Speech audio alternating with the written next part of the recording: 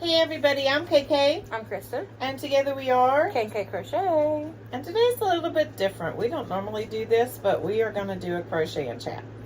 And there's a couple reasons for that. Number one, I'm stressed. And when I'm stressed, I crochet. And I am, number two, stressed about everything today as far as like getting videos done, making sure everything is done. And I don't want to be that way because that's not what this channel's about, and it's not what we're about. So starting today, we're not going to stress.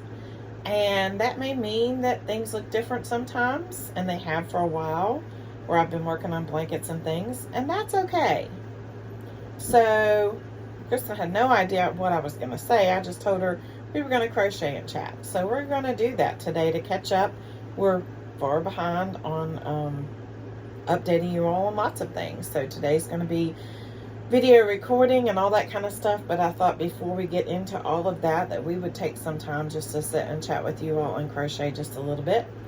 And it's not going to be as long as some, I'm sure, because some people can sit and do that for an hour or so at a time. And for me, I just don't have the time to do that usually. And if I'm crocheting that long, I'm really focused, and talking and crocheting at the same time doesn't always bode well for me. But today I can do it because I'm working on a C2C. And so this is the latest blanket that I'm working on. And we're going to talk about that in another video, the who, the what, the where, the why, all that kind of stuff. But I can do this one and talk to you guys, and it's not a major big deal. So, you know, I don't have to focus too much, except occasionally I need to count 3, 4, 5, 6, 7, 8 to make sure what row I'm on, so that I know that I've got the right thing. What are you working on? I'm just starting a basic hat. Because she didn't know we were doing crochet and chat, and she's caught up on all of her projects with the exception of maybe one that she's working on. And I haven't started that one, so. Yeah. So, yeah. Today I am working on this blanket to just try and progress a little bit. I will tell myself that I crocheted when I first started this the first day. I think I did somewhere between 30 and 40 rows the first day. And yes, I know that's a no-no. Yes, I'm paying for it right now. But there were circumstances that caused me to do that, and I needed a Crojo push, and C2C does that for me when I don't have to do color changes. And there are a few color changes in this, but not a whole lot. So, you know, we are just working our way through trying to get rid of a crochet block, so to speak. I'm still crocheting. But I had, you know, when you get done with a project and you are overwhelmed by it, like it took so long to do, sometimes my brain needs a fast reset. And usually I do a hat for that. But, Hot Rod, no. Sorry, doggy discipline. Hot Rod turned a year old yesterday on September the 4th, so I'm not sure when you're going to see this. But he's a year old. Still full of his puppy self. But a very happy-go-lucky boy, and we're so thankful for him. September 14th will make 3 years since we lost our other Boston Bandit that looked identical to Hot Rod almost, and a few different markings, but very similar. So it's always a difficult time. And, you know, whenever you lose a pet, when you've had them for a while and they are family, then it becomes very difficult to let go. But there are lots of things to be thankful for. We do have a lot on our mind this morning in our community, prayers that are needed for people who are going through some things. And I'm the type of person that I feel those things very deeply. Whether it's somebody I know well or somebody I just know, I feel those things very deeply. I did this week lose a colleague, a very wonderful man. And it's just a sad situation.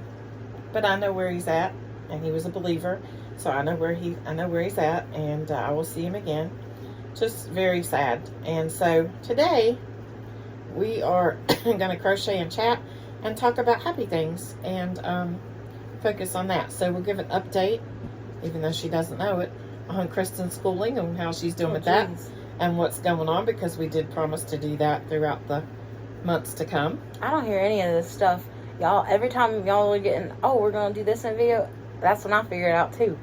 That's okay. That's when I figured it out too. Gosh. We work on the fly around here. Apparently so. So much so that I don't even know. It's okay. You can give them an update. Pretend like every day when she comes home from school, and she's done this for I don't know how long, and her brothers too. And work. Yep. And from work, I say, how was your day? What happened today? What was good? What was, what was not so good? What upset you? And we go through it. Well, depending on what kind of day it is, anywhere from, a 5-minute to a 50-minute kind of debriefing. And it's just kind of what we do with everybody in the house. And without even realizing it, it's become our norm. Yeah. So go ahead and just pretend that you just came home from a day. Tell them how your mini days have been. Okay. Have I given an update since I started school? We gave an update on the Facebook group about starting school. I'm not sure. So go ahead.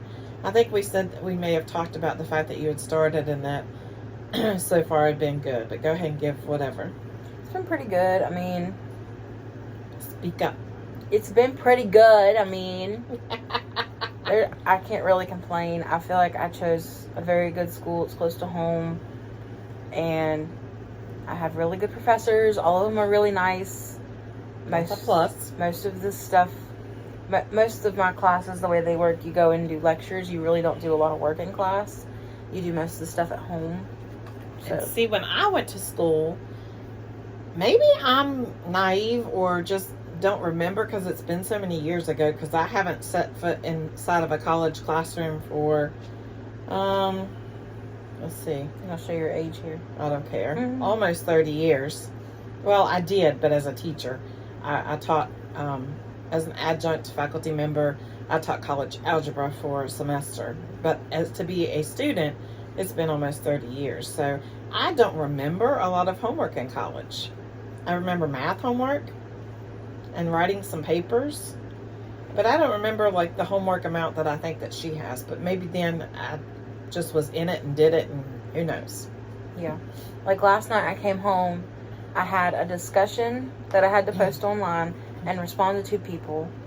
I had a test for one class, that was 15 questions, and then I had 3 math assignments. But I did work ahead. That's not all from one day. I decided to work ahead to next week, so that way hopefully next week I won't have as much to do. That's how my brain works.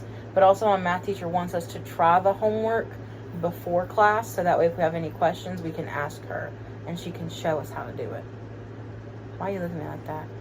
Because you are always the one that works ahead and concerned. And teachers complain because I work ahead. Do they really? Not to me specifically, but they're like, don't work ahead. She's always been that person. Like during the pandemic, she was at home in 8th grade and making work to do, like doing her work long past the time that she should, putting in way too much time. We've had this conversation before. I had to physically say, you will not continue to do schoolwork. When she was little, she used to make up homework to do. So this is my child. Of course she's going to be a teacher. I just, she's had I think a very mild couple of weeks of school. She's been in school, what, a month? This is the 3rd week that we're in right now. Okay, so almost a month. Yeah. So, I mean, her car did break down. Not break down, but have a meltdown. An issue. It didn't leave her sitting, but it did have an issue. And she is driving all the time, so that is a concern. So we ask you to pray over her as she travels back and forth, especially as wintertime shows up. This mama's heart's going to be beating rapidly. But So that's what we're waiting on today, is a call from the mechanic to go get the car because the exhaust had to be fixed. And then we found out the alternator was bad, so our alternator's getting replaced. So, yep, and yeah, you can pray there'll be no more car issues too. Yeah, that'd be great. This is the second time I've been at a vehicle this year. It'd be all right, but it's fine. It's fine. Not major stuff. It's fine. We're fine. Everything's fine. But it kind of brings back memories to me, and kind of you know that response that you get to things because you're like, oh my, here we go again. This is kind of like deja vu, because when I was in college, my first car was a 1988 gray, not that it matters it was gray, but a charcoal gray Ford Escape. No, not Escape. Explorer. Escort, a Ford Escort. And so it was secondhand. I had $800 in graduation money, and the car was $1,800, and my dad paid the other $1,000. And I thought I had a Rolls Royce, and I would clean that thing and take care of it and wash it and baby it, and drove it everywhere. And then for about 7 or 8 months, and then I started college, and there's a hill right as you get into the town where the college is. We're going to the same college. Well, Yeah. I'm going to the same college she went to. Yeah. Hot rod, stop. So as I would go up the hill, my car would start jerking, like it was going to stop in the middle of the road. And it did this not once, not twice, not 3 or 4 times, multiple times over a period of probably, I don't know how long, because I don't remember exactly. But anyway, the car was taken in the shop. A lot of things were done to it. I know there was a timing belt was put on it at one point in time. I mean, thousands of dollars worth of work on this car. And it kept overheating, and then getting to the point where it would jerk back and forth going up the hill. And we had a mechanic look at it multiple times. They went through it over and over again, tried to figure it out, put me back on the road. I'd go back to college again, pray the whole way, get to the hill, right, like the hill is less than 5 minutes from the school, get to the hill, and it would start jerking again. Okay, so the one time it happened so many times, I guess, I don't know. I pulled up the hill, went out the road towards the college, and up another hill and around to where the parking lots were. And as I got to the stop sign right before I pulled into my parking lot, the security guard is sitting there laughing himself to death at me because of this car. I'm really glad he found it funny, because I didn't think it was funny at all. I was terrified. I was a young kid, I just turned 18, because I graduated high school at 17. I just turned 18, and here I am in this car, me and a friend, trying to make it back and forth to school every day. And she drove like every other day. And it was just a nightmare. And so we came home one day. We sold the car to somebody that lived in town.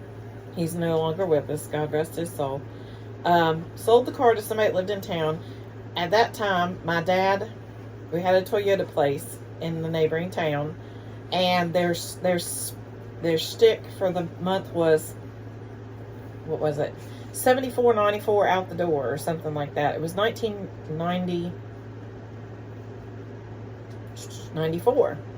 And so the whole point in them getting it out, so I guess I had driven to college and dealt with this for about a year and a half, and in and out of the garage. And so $79.94 out the door, that was what it was. And they had a Toyota Tercel in a teal color, which I find odd since that's your favorite color. Yeah. Teal green color. And for $79.94, it had pleather seats, which were hotter than fire, no radio, no air conditioning, and it was a manual. So, yeah, I did not know how to drive a manual, and so my dad gets it anyway. I'm all excited because I'm going to be driving a manual. No big fear. I'm good. And first of all, no air conditioning was a pain, but I could live with it back then. It wasn't that big a deal as it would be now. The seats, yeah, okay, they're hotter than fire, but no radio was a big downfall. So I ended up going to our local Western Auto. If any of you know about that store, we still have one in a neighboring county. I can't believe it's still open. Mm-hmm. And so I got the radio that I could plug in, and attach and all that kind of jazz. For the longest time, I used a compact disc player and played music off of it driving to school because I was 18. I needed music. So anyway, that car, so that was my first and only new car. I will never have another one. That's just my personal preference. Yeah, I didn't keep it long. It was gone. Not my fault, but there was an accident. So anyway, the original gray Ford Escort. The original gray Ford Escort went to a young man in our community, and he drove it locally forever and never had a problem. After all the problems I had, the number of times it left me sitting at college, the number of times it left me not knowing if I was going to make it to college to be left sitting, or if I was going to be on the side of the road somewhere in the middle of nowhere. And he drove it like crazy and never had an issue. So I don't know what was wrong with that car, but I was glad to see it go. So all that to be said, because now she's going to the same school, and the other morning, we have like a family text message thing, and she messages the group and says, "Oh, by the way, my car this morning, when I got to a certain spot, made a horrible noise." And I don't know if y'all have it in other states, but on the side of the highway or the interstate, it has those rubble strips in case you fall asleep, you hit them and wakes you up. That's what it felt like for a solid 10 seconds. I think you hit a rock. I did not. I think you hit a rock. Because the exhaust came apart underneath her car. And so she messaged the family thing. I saw it. I went back to sleep because it was early morning. I had not slept well the night before. And I had already made it. I was safe. I was in class. She was safe. She was in class. For those with chronic illness stuff, you understand. I'm not making excuses for anybody, or for myself to anybody, not for anybody. I'm not making excuses to anybody for anything I do. When I need to rest, I rest. It is what it is. Sorry, I had to count and make sure. So then I get a phone call from someone asking, do they need to go pick Kristen up? And I'm like, I think she and her daddy have this figured out already. And unbeknownst to me, yep, they figured it out. My family members were going to go over and check out her car because my husband was working and could not get off work. He started a new job recently, so you all know what that means, that you need to be at work, right? Unless it's an absolute necessity, and we knew we had somebody else who could go check. But Kristen, I didn't know what was going to happen with her. We didn't want her to drive the car home and something happened. And so I drove over, and my youngest got down underneath the car, he's 14, and almost 14, when he heard the video that she sent of what the car was sounding like, he said, "Oh, it's her exhaust." And I was like, "Huh?" He said, "It's her exhaust." So everybody else had heard this video. I'm like, "Well, we're not sure." He goes, "It's her exhaust." So we go over, or her catalytic converter. And I thought, well, that's possible. Somebody may have cut it off, knowing where we live and how people are. So we go over there. He crawls underneath the vehicle. He's a skinny mini anyway. He slides up underneath there with because my car's low to the ground. With a flashlight. Takes a picture and comes out and says, "This might be the problem." And so the exhaust is sitting like this, and there's a space in between. I'm like, that might be the problem. But she had also said that it felt like it lost power, and she's been having an issue with her battery light coming on and off. And I took it to an auto parts store and had it tested, and they said everything was fine. Yeah, because I immediately said alternator, because we just had that problem with another car. And so I immediately thought that's what was going on. And her dad did too. And she had taken it when the light came on. She took it to the local store, and they ran a check with their battery, with their tester thing at their computer, and the light was off by the time she got there. And they said, "Oh, it's fine." Checked the battery, checked the alternator, checked everything. And checked each thing multiple times. So I felt safer. I thought, okay, they've tested it. They know what they're doing, right? Well, when the light is not on, it will not show there's an error. In all the world that we have, we put a man on the moon. We've done all of these different things. We have AI computers, AI created, AI generated junk from, yes, I said junk, from computers that makes up crochet patterns that don't even work. Exactly. And people think they're real, and they make, all these things, and we cannot have something that tests a vehicle to see what's wrong with it. What's wrong with this world? I'm sorry, I don't mean to be ranting. It's just, I understand that it's the way things work, and they cannot, Hot Rod, you're showing your oats today. Sowing your oats. I meant showing yourself. Anyway, you would think that there would be a way to test it that would work. As a mama, that made me concerned because I trusted that things were okay, and they were not.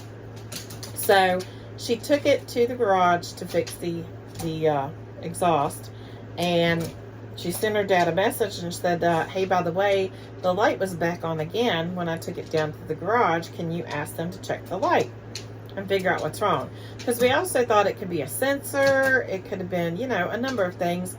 We had checked the battery terminals before, and replaced one of them. Replaced the battery terminal because we thought that was the problem. This has been going on for about 3 months, or 2 months. 2 months. 2 months, yeah. So we had replaced the battery terminal. We had checked the battery. We had them check the alternator, the battery again.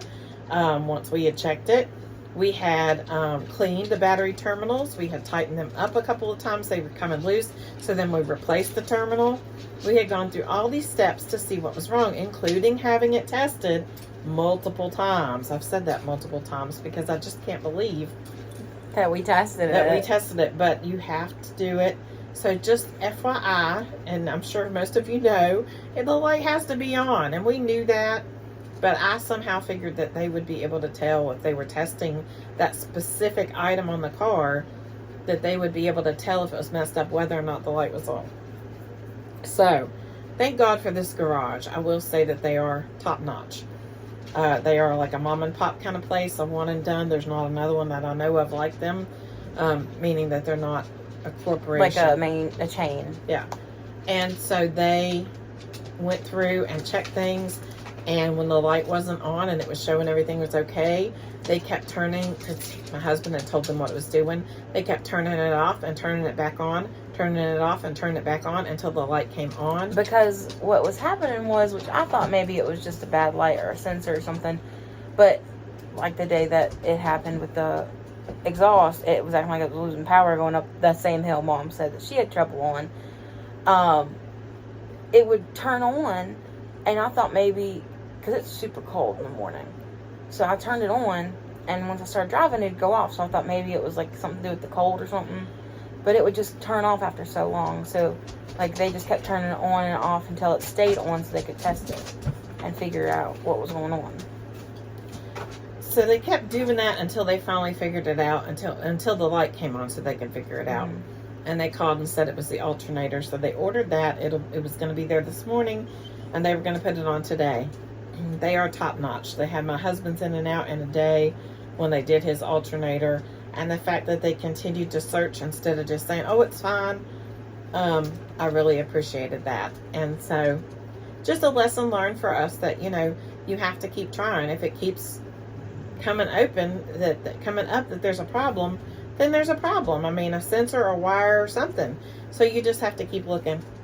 So yeah, do that. If you have something like that happens, don't just take those, when you take it in to be tested, don't just take that as face value, because if your light's not on, they can't tell what's wrong, and that's not their fault. They just can't tell.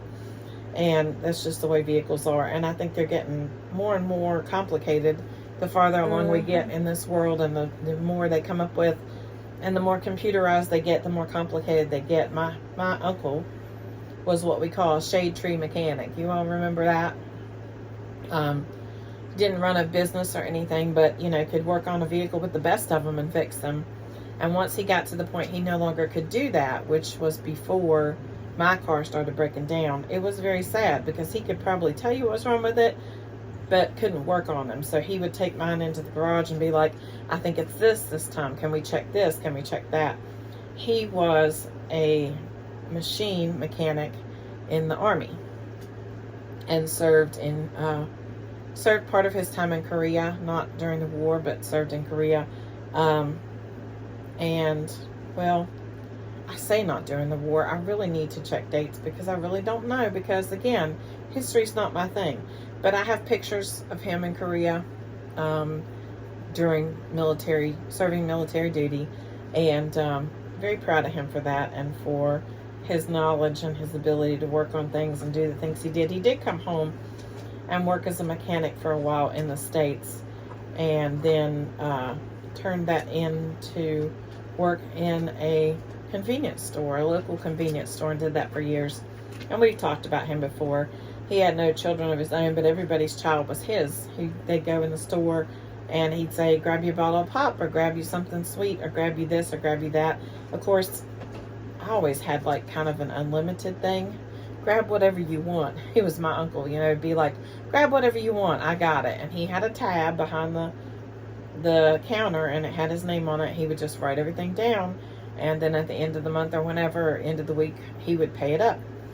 I don't know how he had any money to do anything with, because he did that for every kid that came through the store all the time. So everybody knew him and all the kids loved him, of course, because you'd go and get candy, do whatever you wanted to in the store, and Dewey will pay for it. So yeah, but anyway, that's any other updates on college besides the vehicle and you love all your professors? And no, not really. Did we talk about when you went to, what day did you go for the carnival? That was the 22nd, right? Something like that. I'm not sure we talked about the group that you started to be a part of and why. No, not yet. Go ahead. Okay. I can't say certain things. Mental health. Yeah. There's a mental health. We had a college, they called it a carnival, but it was like an orientation kind of thing. They had all the different organizations that are in the school, like the cheerleaders there, and like the library was there with all different booths. And you can go to each thing and hear a little bit about them if you wanted to join, or hear more about what they can do for you. And the first table we went to actually was one that had to do with being there for students for mental health, and being there for just a support system for students. And they were accepting new members, so me and my friends signed up, and they said by the end of, I think, this month, that they would reach out and they were going to have a meeting. They said it's not going to be like a big time commitment. Pretty much you just get the word out that there are these resources at the school, and that students can come to them and they'll help them with anything they need. So that kind of ties in with BMO and what we do. It is exactly about what we do. Mm-hmm. This is this is Suicide Prevention Awareness Month, or Suicide Awareness Month, and so national. So I know that's not a fabulous term for YouTube, and I understand that, but this is the Awareness Month, and so that is what this group is about, and of course that's what BMO is about. So I just found that wonderful that she's doing something that ties in with what we do. And I will just give a brief update before we go today about BMO, as far as what we do outside of hats. We talk about the hats all the time, but there are local things that we do that have nothing to do with the hats. We have a Christmas blessing bags where we take donations for bags for Christmas gifts for the nursing home. And that started because when my mom went to the nursing home, even before that, I think when my uncle was there, they would ask you at Christmas time to please make sure you brought in at least 3 gifts for your person that they could open during their Christmas party. And then if you could afford to do something else, to bring in something else for somebody else, because they had people who received nothing. And so we decided that that would be an outreach that we take on. So every year we make a gift bag for each resident, and there's about 140 in our county. And so every year we make a gift bag for them. And in the past there have been blankets and socks and body washes or soap, fingernail polish, hairbrushes, combs, just whatever, you know. And the blankets were the big thing. Coloring books, crayons, pencils, whatever. So this year we decided to do something different. One year we did some shawls, and we still do shawls occasionally, and take those and take them to the bigger nursing home that everybody didn't get one last year. The smaller nursing home has about 30 residents, and they all received either a lap gown or a shawl last year instead of a blanket, because they didn't want blankets because they had plenty. So this year we decided to do something different than blankets. We decided to do tumblers, stainless steel tumblers, and they're like, you can get like the $5 ones at Dollar Tree and some of our local stores, and socks and coloring books and pens. And the one nursing home wanted sweatshirts, and instead of coloring books and stuff like that, and a great defender right there, and like sugar-free candy and stuff like that. So as of right now, I just thought I'd give an update so that you could be aware. Maybe it would be something that would spark interest for you to do something similar in your area. I know a lot of people in our area have taken on the nursing home to take presents and stuff at Christmas, but maybe it might be something you'd want to do for Christmas or a different holiday, and just give you ideas about what we do. So far to date for this year, all of the sweatshirts have been donated. All of the Christmas bags and tissue paper too that we didn't ask for, which is fabulous, to put in the bags, has been donated. I think we're probably about halfway through with the socks. The tumblers, let me see. Probably about halfway through with those. And still have to do the candy and stuff like that. But one of the local churches donated all of the notebooks and pens that we needed. So that was a blessing. So we've come pretty far to know it's just now getting out of August, going into September. We try to finish this around November 15th. That gives us plenty of time to pack them up and get them out of here.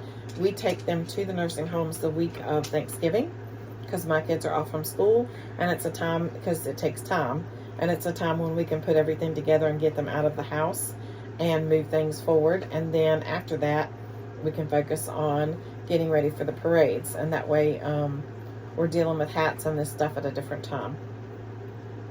And it gives me my house back, because that stuff does take up a lot of room. So we go ahead and get that to them, even though it's not Christmas time yet, and they graciously take that and put it up until another time. So we've been truly blessed this year with that. And yeah, I didn't think we'd have enough to talk about for a crochet and chat, but look at that, it's over 30 minutes, and I'm sitting here going, oh, I just realized how long it's going to take to upload. So anyway, I guess we'll stop there, because yeah, I gotta add yarn. But yeah, I think I added like almost 2 rows to the blanket while we were doing that. And we'll talk about this blanket in another video, because I need to go in depth and talk about my thought process and what happened and what it's for. So, anything else? Want to show your hat? Well, I got all the increases done. That's good. So we hope you enjoyed this. If you did, let us know in the comments down below, and maybe we'll do it again. It's not very often we take time to do this.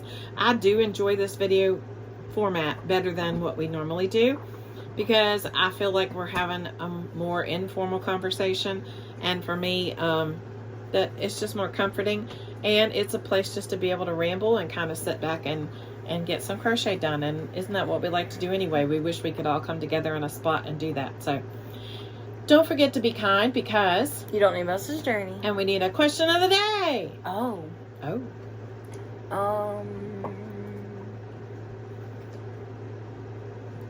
What's your favorite car brand, since we're talking about cars? Ford. My daddy was a Ford man. I will always be a Ford girl. Yep. Okay, mine is as long as it gets me point A to point B, I don't care. That's a good point. I like that kind too. All right, guys. We'll see you soon. Bye. Bye.